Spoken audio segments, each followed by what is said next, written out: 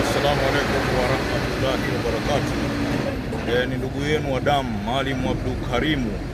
Tunasema mwisho wa siku tunamshukuru Mungu na tunasema kwamba lazima maisha mengine yaendelee. Ukikataa kutafuta pesa, maanake unakataa majukumu yako binafsi. Kutafuta pesa ni majukumu ya mtu binafsi.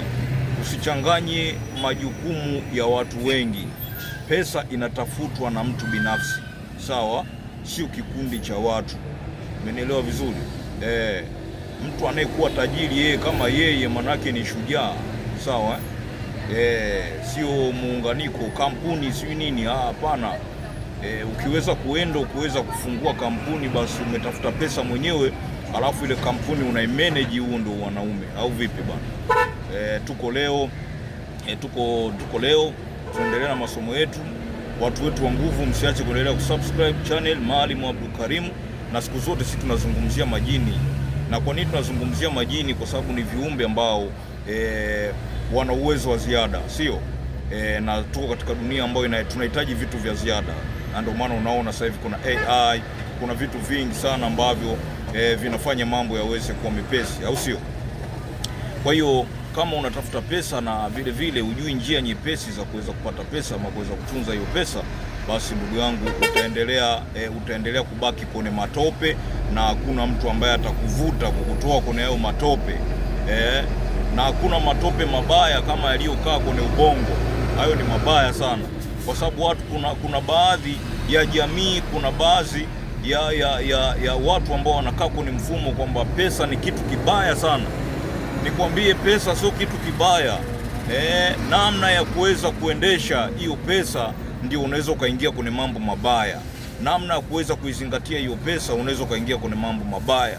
Namna ya kucontrol hiyo pesa ndio unaweza ukaingia kwenye mambo mabaya. Lakini mfumo ni ule ule. Ukiamua kuweza kutengeneza pesa ikawa ni jambo zuri, basi itakuwa ni kwenye jambo zuri.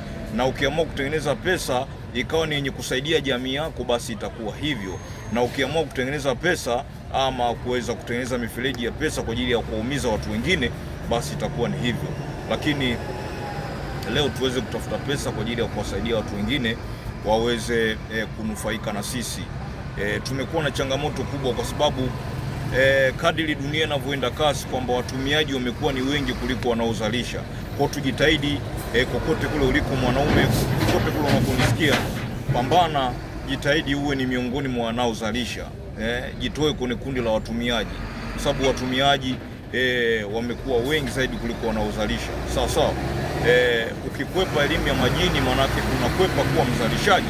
Umenielewa vizuri? Kwa sababu teknolojia inaenda kasi kulingana na mlingano wa viumbe ambavyo watuvioni katika namna ya kawaida. Fuatana nami nisikilize vizuri, sawa sawa. Leo nataka nikuletee body spray moja ya muhimu sana, ambayo hii body spray itakufanya uwe mtu mashuhuri. Unaona? Itakufanya uwe mtu mashuhuri. Naivuta kidogo hapa ili uweze kuiona. Uweze kuiona hii body spray, uweze kuiona. Sijui unaiona vizuri hapo. Sogeza kidogo hii. Body spray namna hii. Ndio nakusii kwamba tafuta body spray hii. Zilikuwepo kipindi cha nyuma, lakini sasa hivi naona zinaadimika sana. Sawa? Ukitafuta hiyo, basi tafuta sehemu ya faragha, ama tafuta begi ambalo ni tupu kabisa, halina kitu chochote. Sawa sawa.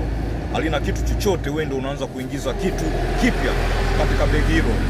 Begi leo linakuhusu wewe, umelinunua kwa manuizi ya kubadilisha mfumo wako wa kimaisha na kuweza kuita majini wanaosimamia pesa. Unajua kuna vitu ambavyo vinasababisha watu wasiweze kuendelea. Sawa sawa. Uko nami Maalim Abdul.